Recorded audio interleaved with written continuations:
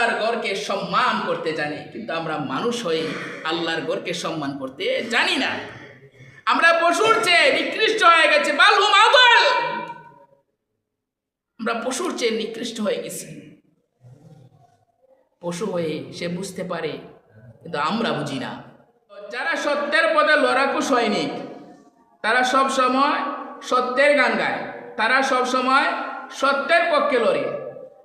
আর যারা চুপ থাকে, সত্যকে সত্য বলে না, সত্যকে সত্য বলে না, মিথ্যাকে মিথ্যা বলে না, কথা বুঝেন নাই? এক্সাম্পল দিন, মদ চিনেন? মদ চিনেন নি? মদ মদ মদ ওয়াটার। তো এখন মনে করো আপনার এক খুব খাতিরের মানুষ, কিতা খায়, আপনার খান্দাত বইয়া মদ খায়, আপনি বুঝরা। ওখানে আরেকজন আইয়া হন, ওটা তোর খান্দাত বইয়া যে মদ খায়, কটা মদ খান না, ড্রিঙ্ক করে, বুঝলা নি? এরা হলো বুবা শয়তান। এরা কি? বুবা শয়তান। কেউ যদি মহল্লার গড়ে নামাজ পড়ে, তাহলে এক রাকাত নামাজের সব পায়। আর যদি মহল্লার মসজিদে নামাজ পড়ে, তাহলে এক রাকাতে 25 রাকাতের সব পায়। আর যদি জামে মসজিদে, জুমার মসজিদে নামাজ পড়ে, তাহলে এক রাকাতে 500 রাকাতের সব পায়। আর যদি মসজিদে আকসায় নামাজ পড়ে, তাহলে এক রাকাতে 1000 রাকাত নামাজের সব পায়। আর যদি মদিনার মসজিদে নামাজ পড়ে, তাহলে এক রাকাতে 50,000 রাকাতের সব পায়। আর বাইতুল্লাহ কাবা শরীফে কেউ যদি নামাজ পড়ে, তাহলে এক রাকাতে 1,00,000 রাকাতের সব পায়। সুবহানাল্লাহ। আসসালামু আলাইকুম ওয়া রাহমাতুল্লাহি ওয়া বারাকাতুহু।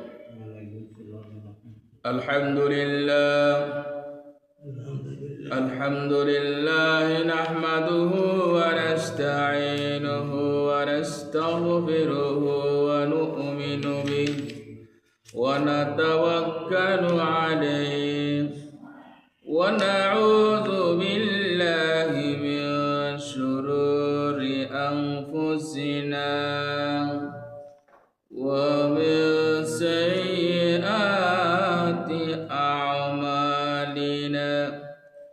من يهده الله له فلا مضل له ومن يضلله فلا هادي له ونشهد أن لا إله إلا الله وحده لا شريك له ونشهد أن سيدنا وسندنا وحبيب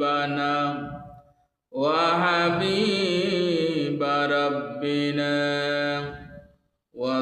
وطبيبنا وطبيب قلوبنا أشرف الخلق أجمل الخلق أحسن الخلق خاتم الأنبياء محمدا عبده ورسوله. أما بعد فأعوذ بالله من الشيطان الرجيم. بسم الله الرحمن الرحيم.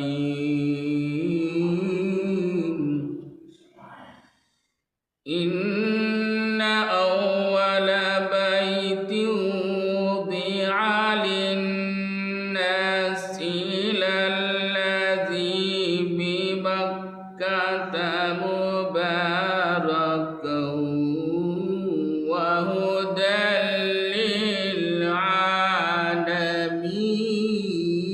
للعالمين. فيه آيات بينات مقام إبراهيم ومن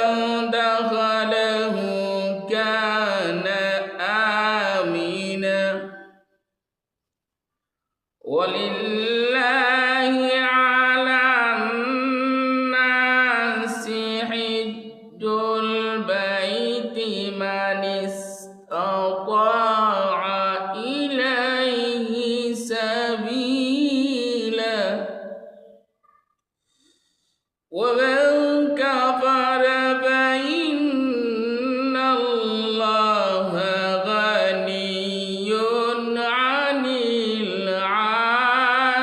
العالمين.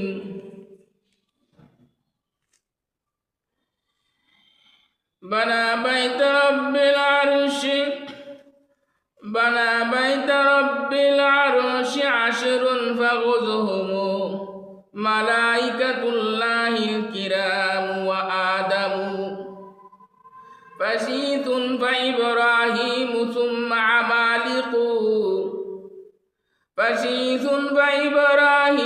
ثم عمالق قسي وكلاب قبل هذين جرهم فعبد الله بن الزبير بنى كذا فبناء الحجاج وهذا متمم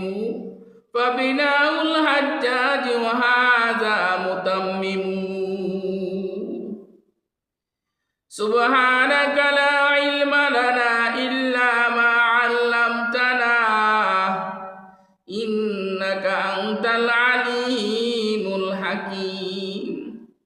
صلى الله على سيدنا ومولانا محمد وعلى آله وأصحابه وسلم. صلى الله على سيدنا ومولانا محمد وعلى آله وأصحابه وسلم. لا إله إلا الله، لا إله إلا الله، لا إله إلا الله، لا إله إلا الله، لا إله إلا الله। আসমানের মালিক যে আল্লাহ,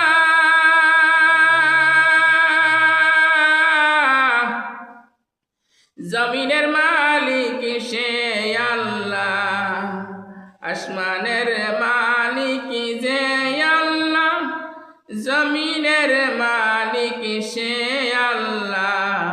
নেই কোনো ইলাহ এক আল্লাহ ছাড়া, বলিলা ইলাহা ইল্লাল্লাহ, লা ইলাহা ইল্লাল্লাহ, লা ইলাহা ইল্লাল্লাহ, লা ইলাহা ইল্লাল্লাহু মুহাম্মাদুর রাসূলুল্লাহ, লা ইলাহা ইল্লাল্লাহু মুহাম্মাদুর রাসূলুল্লাহ সাল্লাল্লাহু আলাইহি ওয়াসাল্লাম।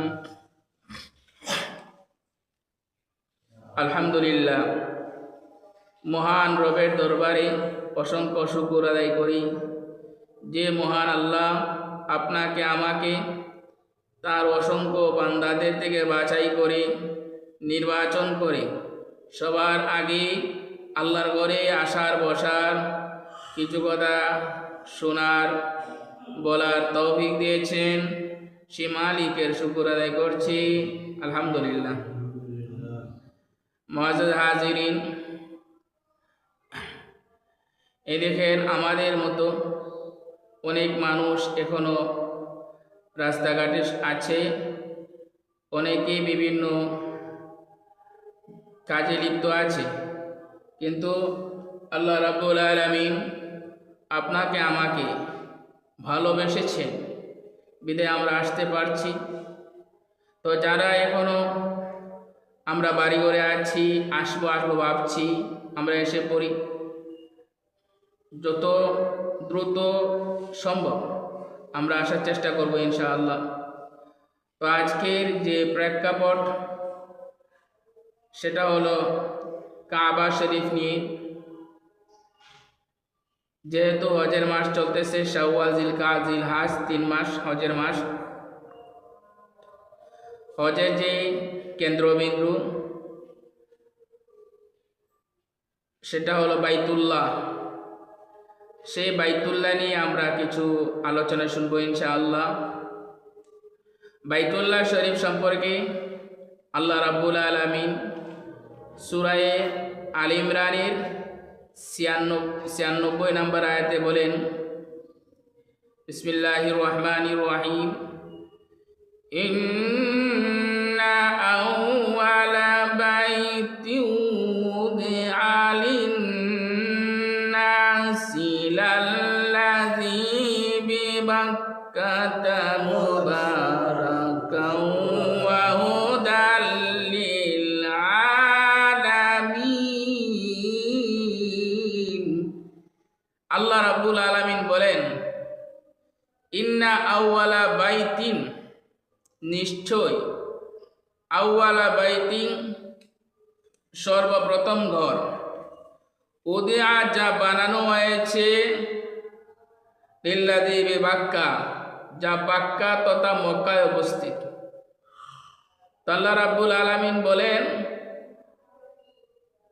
নিশ্চয় মক্কায় যে সর্বপ্রথম ঘর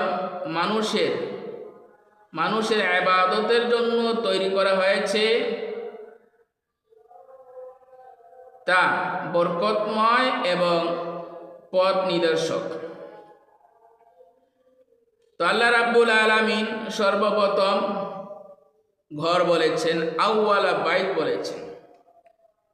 এখন আমরা জানব যে এই বাইতুল্লাহ শরীফ নির্মাণের আগে কি ছিল, আর আল্লাহ রাব্বুল আলামিন সর্বপ্রথম ঘর কেন বললেন, আর কিভাবে এই বাইতুল্লাহ সৃষ্টি হলো, বাইতুল্লাহ কিভাবে নির্মাণ হলো, বা কারা সর্বপ্রথম এই বাইতুল্লাহ শরীফকে, কাবা শরীফকে নির্মাণ করেছেন। আমরা দেখব, যখন আমরা ছিলাম না, একটা সময় এই যে মাটি দেখতেছি, এই মাটির উপর যে আমরা হাঁটছি, এই মাটিটাও ছিল না। কি ছিল? শুধু পানি আর পানি। গোটা বিশ্ব শুধু পানিতে ভরপুর ছিল। তো আল্লাহ রাব্বুল আলামিন রহমতের নজর দেন পানির দিকে। তার রহমতের নজর পানির উপর পড়ে, আর ওই পানিতে বুদবুদ তৈরি হয়। দেখবেন পানির মধ্যে একটা বুদবুদ তৈরি হয়, নিচ থেকে বুদবুদ হয়। ওই বুদবুদ তৈরি হয়ে এতে ফেনা সৃষ্টি হয়, আর ফেনা জমতে জমতে মাটির সৃষ্টি হয়। তো সর্বপ্রথম যেখানে মাটির সৃষ্টি হয়েছিল সেটা হলো ঠিক কাবা শরীফের নিচের স্থানটা, আর ওই স্থান থেকে সারা বিশ্বে মাটি পর্যায়ক্রমে সৃষ্টি হয় আল্লাহর হুকুমে। তো সর্বপ্রথম মাটি যেখানে সৃষ্টি হয়েছে সেখানে আল্লাহ রাব্বুল আলামিন বাইতুল্লাহ শরীফ নির্মাণ করেন ফেরেশতার মাধ্যমে, মানুষের মাধ্যমে। এক আরব কবি বলেছে যে সর্বপ্রথম কারা এই বাইতুল্লাহকে নির্মাণ করেছিল। বানা বাইতা রব্বিল আরশি আশরুন ফাখুযুহু, বানা বাইতা রব্বিল আরশি আশরুন ফাখুযুহু, মালাইকাতুল্লাহিল কিরামু ওয়া আদামু, ফাশীথুন ওয়া ইব্রাহিমু সুম্মা আমালিকু, কুসাইয়ুন ওয়া কিলাবুন ক্বাবলা হাযাইনি জুরহামু, ফাআবদুল্লাহি ইবনুজ যুবাইরি বানা কাযা, ফাবিনাউল হাজ্জাজি ওয়া হাযা মুতাম্মিমু।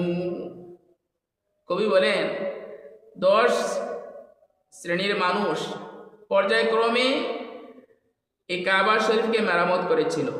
প্রথমেই ফেরেশতারা এই বাইতুল্লাহকে নির্মাণ করেছেন। দ্বিতীয় পর্যায়ে হযরত আদম আলাইহিস সালাতু ওয়াস সালাম, 3 নম্বর হযরত শীস আলাইহিস সালাতু ওয়াস সালাম, চতুর্থ পর্যায়ে কাবা মেরামত করেছিলেন ইব্রাহিম আলাইহিসসালাম, এরপর আমালিক সম্প্রদায়, এরপর জুরহুম, এরপর কুসাই কিলাব পর্যায়ক্রমে। এরপরে অন্য বর্ণনায় আছে যে কুরাইশ সম্প্রদায়ও বাইতুল্লাহ মেরামত অংশ নিয়েছিল। এরপর আব্দুল্লাহ ইবনে জুবাইর রাদিয়াল্লাহু আনহু নির্মাণ করেছিলেন, কিন্তু তিনি নির্মাণ কাজটা সম্পূর্ণ করেননি। পরবর্তীতে হাজ্জাজ ইবনে ইউসুফ নির্মাণ করেন। তো এই হলো সংক্ষেপে 10 শ্রেণীর মানুষ যারা বাইতুল্লাহ শরীফ নির্মাণ করেছিল। তো এই বাইতুল্লাহ শরীফের নির্মাণ নিয়ে ইনশাআল্লাহ পর্যায়ক্রমে আলোচনা হবে। তো প্রথমে আমি আপনাদের সামনে সূরা আলে ইমরানের 96 নাম্বার যে আয়াত পড়েছি, এই আয়াতের সংক্ষিপ্ত ব্যাখ্যা তুলে ধরব। তো আল্লাহ রাব্বুল আলামিন বলেন, ইন্না ওয়ালা বাইতি উদিআ লিন-নাসি লাল্লাযী বিবাক্কাতা মুবারাকাও, ইন্না ওয়ালা বাইতি উদিআ লিন-নাসি লাল্লাযী বিবাক্কা। আল্লাহ রাব্বুল আলামিন বলেন, সর্বপ্রথম ঘর যা বাক্কায় উপস্থিত, যা বাক্কায় রয়েছে। তো আল্লাহ রাব্বুল আলামিন এখানের মধ্যে মক্কা মুকাররমাকে বাক্কা বলেছেন। আল্লাহ রাব্বুল আলামিন মক্কা শরীফকে বাক্কা কেন বললেন? এর বিভিন্ন কারণ আছে। এর মধ্যে একটা কারণ হলো বাক্কা অর্থ ধ্বংস করে দেওয়া, প্রতিহত করে দেওয়া। এর মানে কি? অর্থাৎ বাক্কা বা মক্কায় অবস্থিত বাইতুল্লাহ শরীফ, আল্লাহর ঘরকে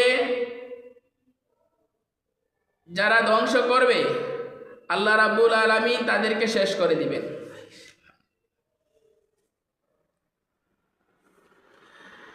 তো আমরা কি বুঝতে পারলাম যে মক্কায় অবস্থিত বাইতুল্লাহ শরীফকে যারা শেষ করতে চাইবে আল্লাহ রাব্বুল আলামিন তাদেরকে প্রতিহত করবেন, তাদেরকে শেষ করে দিবেন। এজন্য মক্কা শরীফকে বাক্কা বলা হয়েছে। এর একটা দৃষ্টান্ত সূরা ফিলের মধ্যে রয়েছে। আল্লাহ রাব্বুল আলামিন বলেন, আলাম তারা কাইফা ফাআলা রাব্বুকা বিআসহাবিল ফিল। আলাম তারা, হে নবী আপনি কি দেখেননি? আলাম তারা, আপনি কি দেখেননি? কাইফা ফাআলা রাব্বুকা বিআসহাবিল ফিল, হস্তি বাহিনীর সাথে আপনার রব কেমন আচরণ করেছে। হস্তি বাহিনীর ঘটনা আমরা মোটামুটি জানি। নবীজি সাল্লাল্লাহু আলাইহি সাল্লামের জন্মের 1 মাস আগে বা 2 মাস আগে, অনেকে বলেছেন আরো বহুত সময় আগে, একটা ঘটনা ঘটেছিল যে ইয়ামন থেকে কাবা শরীফকে ধ্বংস করার জন্য এসেছিল। ওই ঘটনাকে বলা হয় হস্তি বাহিনীর ঘটনা। তো এই সম্পর্কে কিছু ইতিহাস আমরা জানব। তৎকালীন সময়ে ইয়ামনের একটা গোত্র ছিল, এই গোত্রের নাম ছিল হুমায়ুন। ইয়ামনের এক গোত্র ছিল, ওই গোত্রের নাম ছিল হুমায়ুন। আর ওই হুমায়ুন গোত্রের মানুষ ছিল খ্রিস্টান ধর্মের অনুসারী, কিন্তু তারা খ্রিস্টান ধর্মকে বিকৃত করে দিয়েছিল। তো শুধুমাত্র একজন লোক ছিল যে প্রকৃত খ্রিস্টান ধর্মের অনুসারী, আর সবাই খ্রিস্টান ধর্মকে বিকৃত করে দিয়েছিল। যেভাবে বর্তমান সময়ের খ্রিস্টানরা, বর্তমান সময়ের যে খ্রিস্টান বা নাসারা আমরা জানি, তারা মূলত প্রকৃত যে খ্রিস্টান ধর্ম সেটা বিকৃত করে দিয়েছে। তো তৎকালীন সময়ে হুমায়ুর গোত্রের যে খ্রিস্টান ছিল তারা খ্রিস্টান ধর্ম বিকৃতি করে দিয়েছে। শুধুমাত্র একজন ছিল, ও একজন থেকে বাড়তে বাড়তে এক বর্ণনায় 1000 প্রকৃত খ্রিস্টান ধর্ম খ্রিস্টান হয়েছে। তৎকালীন সময়ে অর্থাৎ নবীজির আগে খ্রিস্টান ধর্ম সত্য ছিল, কথা বুঝছেন?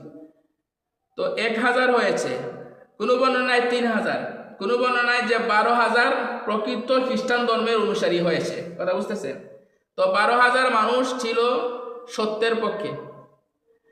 এই কারণে হুমায়ুর গোত্রের তথা ইয়ামনের যে শাসক, যিনি হুমায়ুর গোত্রকে শাসন করতেন, উনি কি করলেন? 12000 মানুষকে খাল খনন করে আগুনে পুড়িয়ে শেষ করে দেন।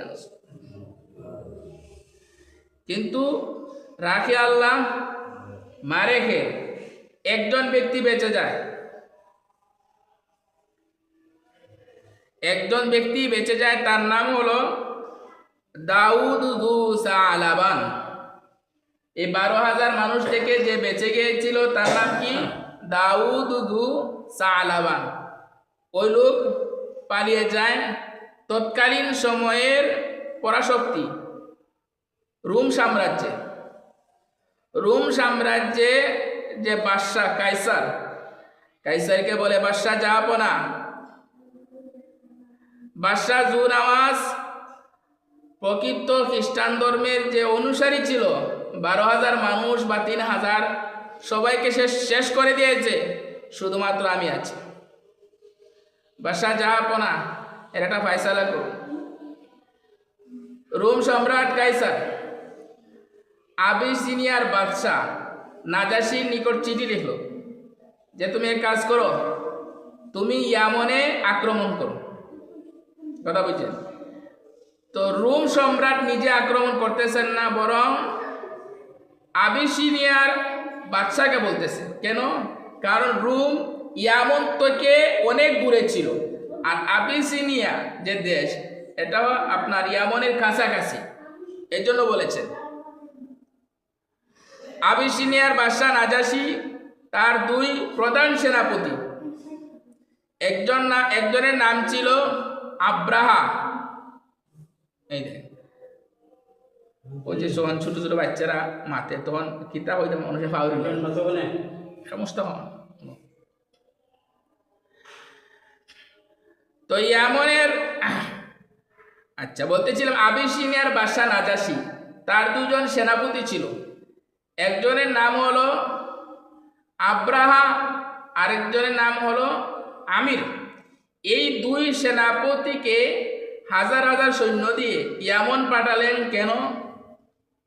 যুদ্ধ করার জন্য, বাদশাহ জু নওয়াজ বা জি নওয়াজের বিরুদ্ধে যুদ্ধ করার জন্য। ও কেন যুদ্ধ করার জন্য?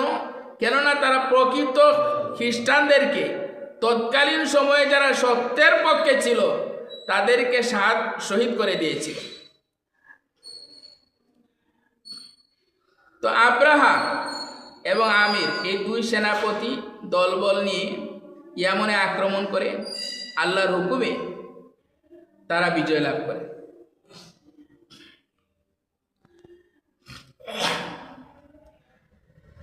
দুই সেনাপতির নাম কি বলছিলাম? আব্রাহা আর কি আমির। এই 2 সেনাপতি মিলেমিশে ইয়ামন দেশকে পরিচালনা করে। কিছুদিন যখন যায় তখন তাদের উভয়ের মধ্যে ক্ষমতার লোভ চলে আসে। ইতিহাস সাক্ষী, যত জায়গায় যেখানেই ক্ষমতার লোভ এসেছে তত জায়গায় মারামারি হয়েছে। এই যে আমাদের দেশের দিকে দেখুন, এই যে বেশিরভাগ দেখা গেছে একজন মানুষ নিহত হয়ে গেছে, একজন মানুষ শাহাদত বরণ করেছে। কেন? ক্ষমতার লোভ। শহীদ উসমান হাদি, তো উনি কেন শহীদ হয়েছে? ক্ষমতার লোভের শিকার হয়ে। তদ্রূপভাবে দেখবেন আমাদের দেশে অনেক মানুষ নিহত হয়েছে, শাহাদত বরণ করেছে ক্ষমতার লোভের কারণে। তো আব্রাহা আর আমির এই দুই সেনাপতির মাঝে যখন ক্ষমতার লোভ আসে, প্রত্যেকে চাইতেছে যে আমি ইয়ামনের বাদশা হব। তখন একজন আরেকজনের বিরুদ্ধে যুদ্ধ ঘোষণা করে। দুই সেনাপতির কি ছিল?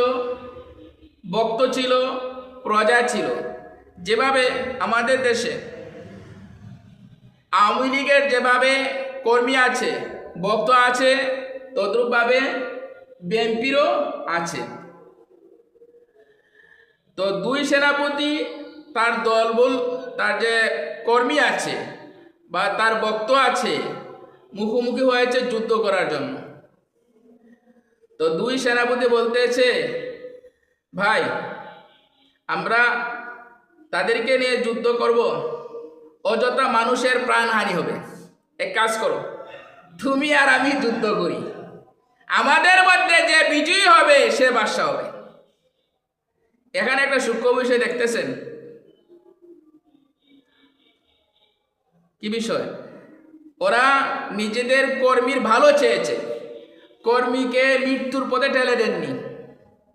আর এখনের যে লিডাররা আছেন ওনাদেরকে সামনে পাওয়া যায় না, বরং আমরা যে বিএনপি আছি বা আওয়ামী লীগ আছি, আমরা মারামারি করি।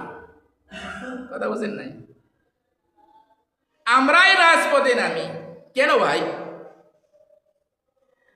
যাই হোক, সেদিকে যাব না। তো আব্রাহা আর আমির দুই সেনাপতি তাদের কর্মীকে যুদ্ধে জড়ায়নি। তারা এটা ভেবেছে যে অযথা আমাদের লোক শেষ করে লাভ নেই, প্রথমে আমরা দুইজন যুদ্ধ করি, আমাদের মধ্যে যে জয়ী হবে সেই ইয়ামনের বাদশা হবে। দুইজন তুমুল যুদ্ধ শুরু করে দিয়েছে। এই দুইজনের নাম কি? আব্রাহা আর আমির। দেখা গেল আব্রাহা পরাজয় হয়ে যাবে, উনি শেষ হয়ে যাবে, আর আমির বিজয় লাভ করবে। তখন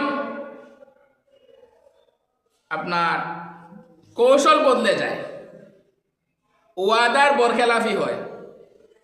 কথা ছিল দুইজন লড়বে, কিন্তু আব্রাহার একজন কৃতদাস ছিল। এই কৃতদাসের নাম ছিল আতুদা। কি নাম? আতুদা। সে তার মুনিবকে সেভ করার জন্য আমিরের উপর আক্রমণ করে আমিরকে শেষ করে দেয়। এই ধরনের পলিসি আমাদের সমাজেও আছে। তো যাই হোক, কিছুদিন যাওয়ার পর আব্রাহা তার যে বাদশাহী শাসন ক্ষমতা ইয়ামনের উপর প্রয়োগ করে। সে নিজেকে ইয়ামনের বাদশাহ হিসেবে ঘোষণা দেয়। তো ওই আব্রাহাকে কে পাঠিয়েছিল মনে আছে? আবিসিনিয়ার বাদশাহ নাজাসি। কে পাঠিয়েছিল? আবিসিনিয়ার বাদশাহ নাজাসি। আব্রাহা মূলত কি ছিল? একজন সেনাপতি। কি ছিল? একজন সেনাপতি। যখন নাজাসির কাছে খবর যায় যে উনার সেনাপতি নিজেকে বাদশাহ ঘোষণা করে দিয়েছে, নিজেকে সরকার ভাবা শুরু করে দিয়েছে, তো নাজাসি খুব ক্রুদ্ধ হয় এবং ওনার কাছে একটা চিঠি লিখে যে নাজাসি, তুমি মারাত্মক অন্যায় করেছ, তোমাকে এক পর্যায়ে হত্যা করা হবে।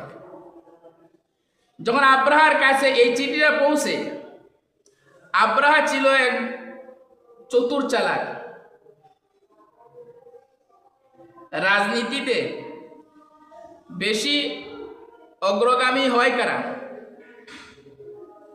যারা চতুর চালাক হয়।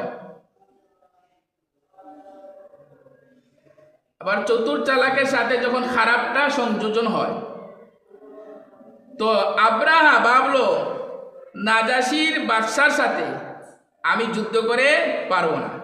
সে একটা ব্যাগের মধ্যে ইয়ামনের কিছু মাটি ব্যাগের ভিতরে বললো এবং নিজের চুল এই ব্যাগের মধ্যে রাখলো, চুল কেটে ব্যাগের মধ্যে রাখলো।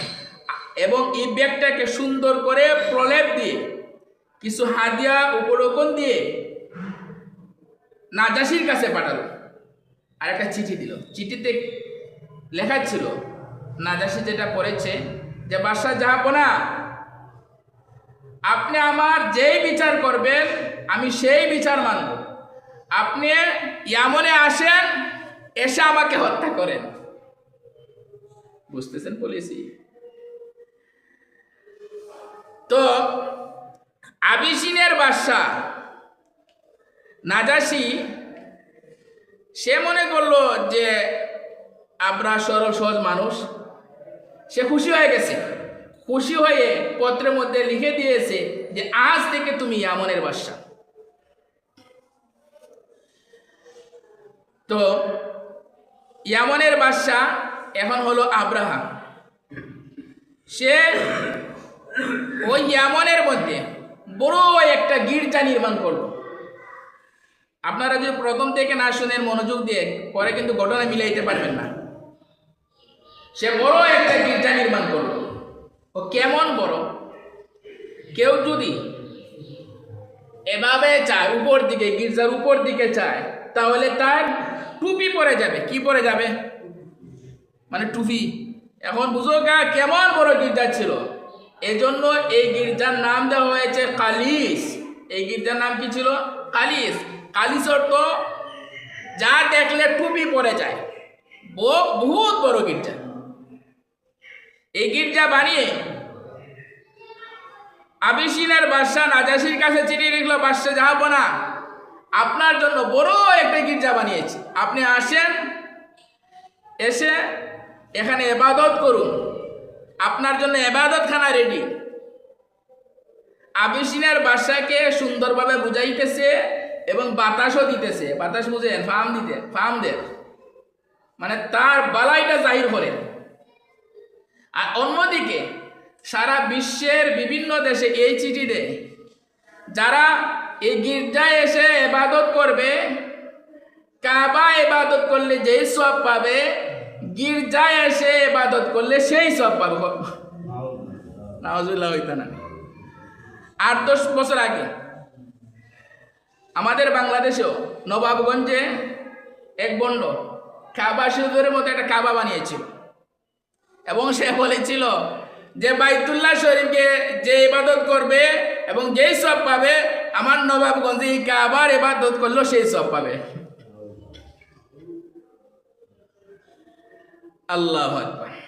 তো উলামায়ে কেরাম প্রতিহত করেছেন।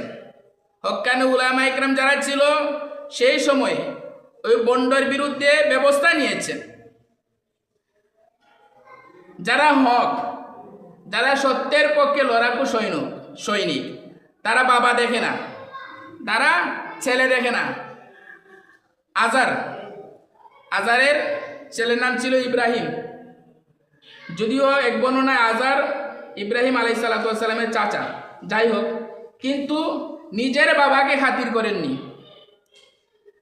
তদ্রূপভাবে নূহ আলাইহিস সালামের সন্তান ছিল কেনান, মিথ্যার পক্ষে, কিন্তু সন্তান হিসাবে আশ্রয় দেননি। তো যারা সত্যের পথে লড়াকু সৈনিক, তারা সব সময় সত্যের গান গায়, তারা সব সময় সত্যের পক্ষে লড়ে। আর যারা চুপ থাকে, সত্যকে সত্য বলে না, সত্যকে সত্য বলে না, মিথ্যাকে মিথ্যা বলে না, কথা বুঝেন নাই? এক্সাম্পল দিন। মদ চিনেননি? মদ ওয়াটার। তো এখন মনে করো আপনার এক খুব খাতিরের মানুষ, এ কিতা খায়, আপনার খান্দাত বইয়া মদ খায়, আপনি বুঝলা। ওখানে আরেকজন আইয়া হন, ওটা তোর খান্দাত বইয়া যে মদ খায়, কটা মদ খান না, ড্রিঙ্ক করে, বুঝলা নি? এরা হলো বুবা শয়তান। এরা কি? বুবা শয়তান। তো আমাদের সমাজে এমনও মানুষ আছে যারা সত্য বিচার করে না, সত্য মিথ্যা যাচাই করে না, বরং আসবিয়ত আছে, আসবিয়ত, পক্ষপাতিত্ব করে। যাই হোক, যেটা বলতেছিলাম,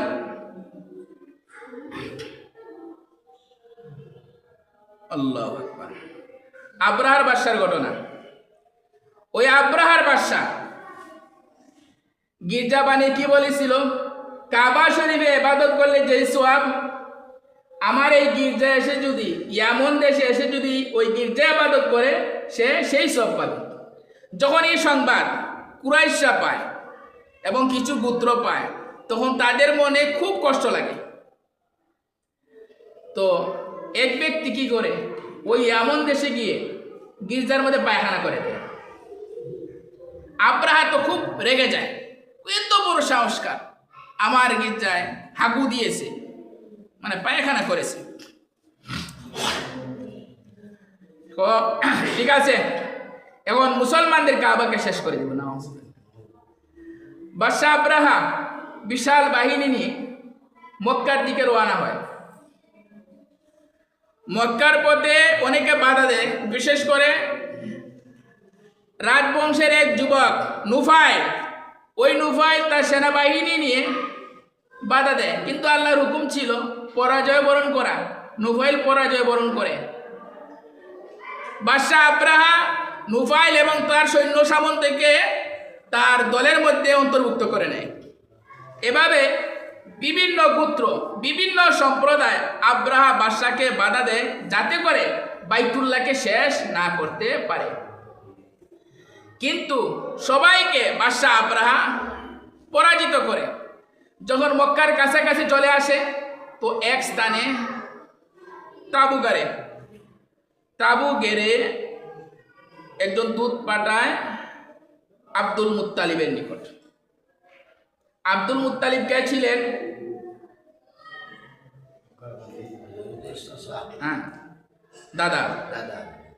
দাদা ছিলেন। আব্দুল মুত্তালিব নবীজির দাদা ছিলেন, কাবার খাদিম এবং বড় বিচারক ছিলেন, লিডার ছিলেন, কুরাইশ বংশের লিডার ছিলেন।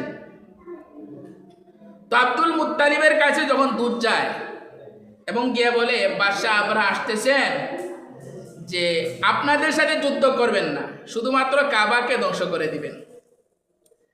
আব্দুল মুত্তালিব উত্তর দেয়, আমাদেরও যুদ্ধ করার ইচ্ছা নাই। দূত বলতেছে, তাহলে আমাদের সাথে চলেন।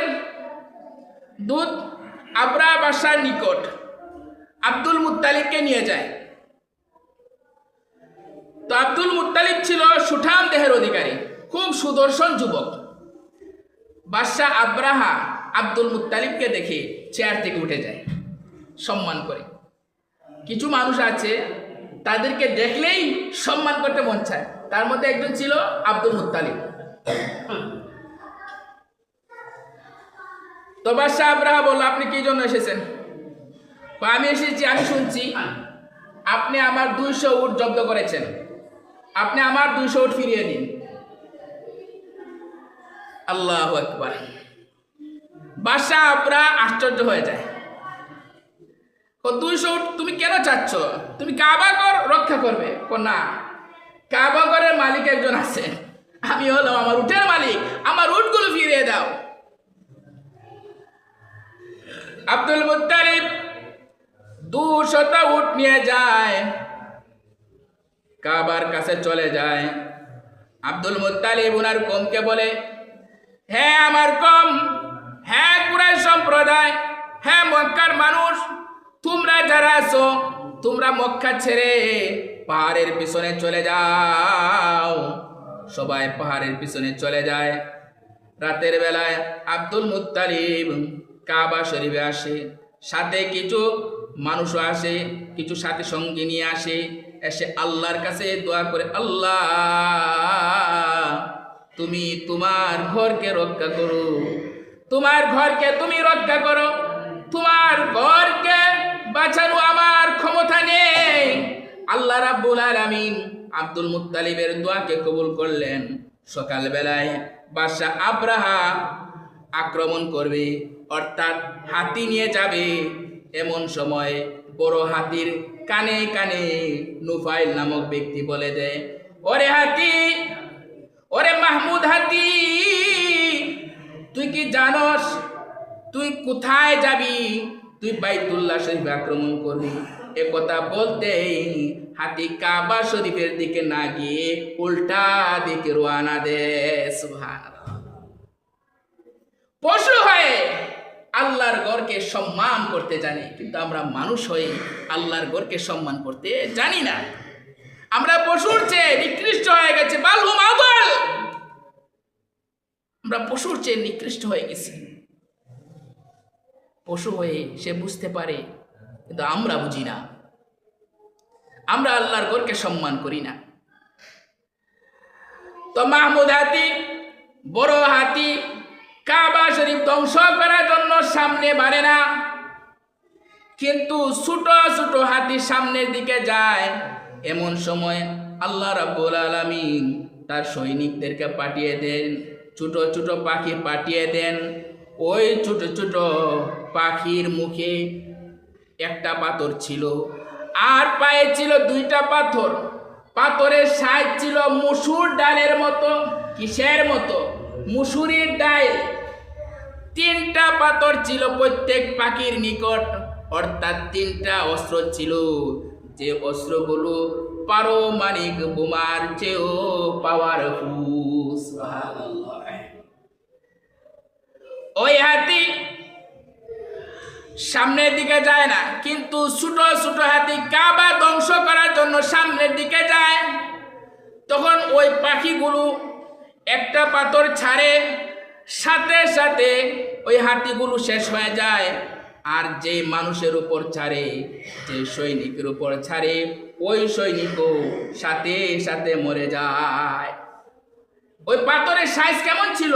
ছোট, মসুর ঢালের মতো। তাদের অবস্থা কেমন হয়েছিল? আল্লাহ রাব্বুল আলামিন বলেন, ফাজআলাহুম কাসফিম মাকুল, বক্ষিত বসির মতো। কুরবানির সময় দেখবেন, বা যারা গরুর পালেন আপনারা দেখতে পারেন, অনেক সময় দেখবেন গরু বসি খেয়ে বা কিছু খেয়ে চিবিয়ে ফেলে দেয়, চাবানু যেগুলো ফেলে দেয়।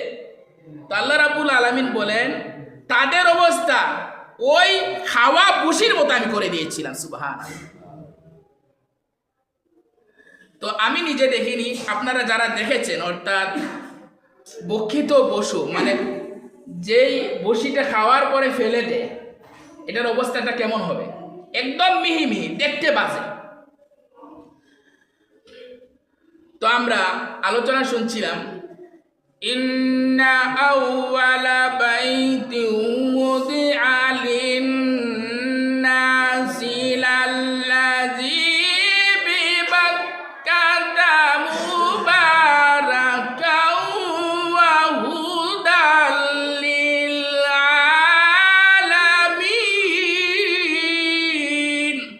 আল্লাহ রাব্বুল আলামিন কি বলেন? মক্কায় অবস্থিত সর্বপ্রথম ঘর, সেটা বরকতময় এবং পথ নিদর্শক।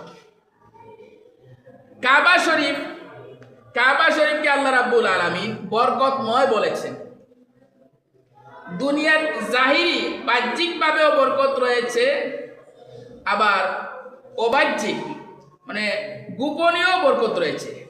কিছু বরকত রয়েছে যেটা দেখা যায়, আবার কিছু বরকত রয়েছে যেটা দেখা যায় না। যে বরকতটা দেখা যায় না, এর এক্সাম্পল এক হাদিসের মধ্যে আছে, কেউ যদি মহল্লার ঘরে নামাজ পড়ে তাহলে এক রাকাত নামাজের সওয়াব পায়। আর যদি মহল্লার মসজিদে নামাজ পড়ে তাহলে এক রাকাতে 25 রাকাতের সওয়াব পায়। আর যদি জামে মসজিদে, জুমার মসজিদে নামাজ পড়ে তাহলে এক রাকাতে 500 রাকাতের সওয়াব পায়। আর যদি মসজিদে আকসায় নামাজ পড়ে তাহলে এক রাকাতে 1000 রাকাত নামাজের সওয়াব পায়। আর যদি মদিনার মসজিদে নামাজ পড়ে তাহলে এক রাকাতে 50,000 রাকাতের সওয়াব পায়।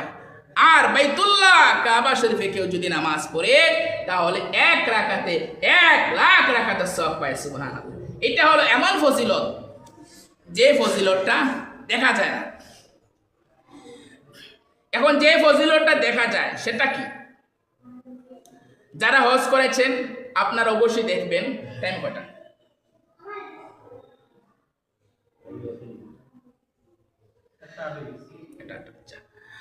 যারা হজ করেছেন আপনারা দেখবেন বা দেখেছেন, যখন হজ শুরু হয় তখন মানুষের ভিড় কেমন হয়?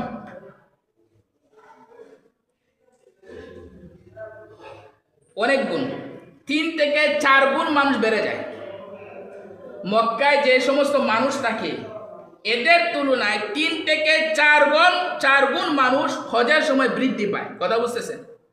তো এত মানুষ এরা থাকে কোথায়? বরকত। কথা বুঝছেন না? এত মানুষের প্রয়োজনীয় জিনিস পায় কোথায়? মক্কার বাজারে। কথা বুঝছেন না? তো যেগুলো দরকার এগুলো মক্কায় পায়, মক্কার বাজারে পায়। কত অগণিত মানুষ অন্য দেশ থেকে আমদানি করতে হয় না।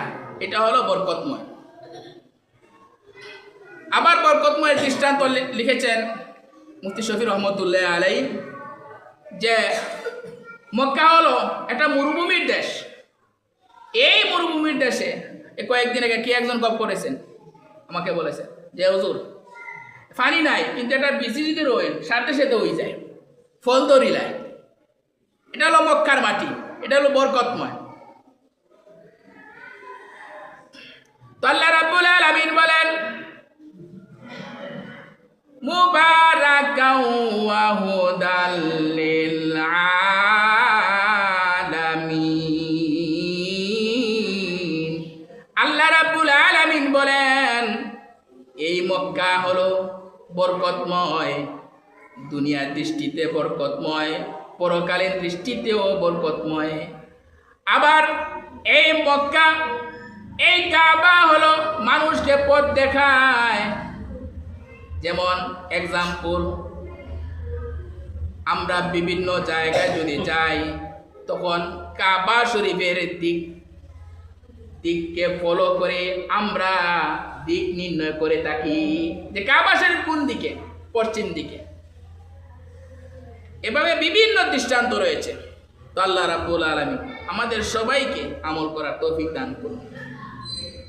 তো এই যে ঘটনা, এই ঘটনার মধ্যে কিন্তু বিভিন্ন শিক্ষা রয়েছে, যা আমি আপনাদের সামনে ঘটনার বলার সময় বলে দিয়েছি। এর মধ্যে উল্লেখযোগ্য ঘটনা শিক্ষা হলো, যারা আল্লাহর ঘরের বিরোধিতা করবে বা আল্লাহর ঘরের সাথে সম্পর্ক রাখে এমন জিনিসের বিরোধিতা করবে, আল্লাহ রাব্বুল আলামিন তাদেরকে শেষ করে দিবেন। এখানে মানুষের বিচার করা লাগবে না, স্বয়ং আল্লাহ রাব্বুল আলামিন বিচার করবেন যারা আল্লাহর ঘরের সাথে, আল্লাহর ঘরের পিছনে পড়বে। তো আপনাদের উদ্দেশ্যে একটা চিঠি আসছে।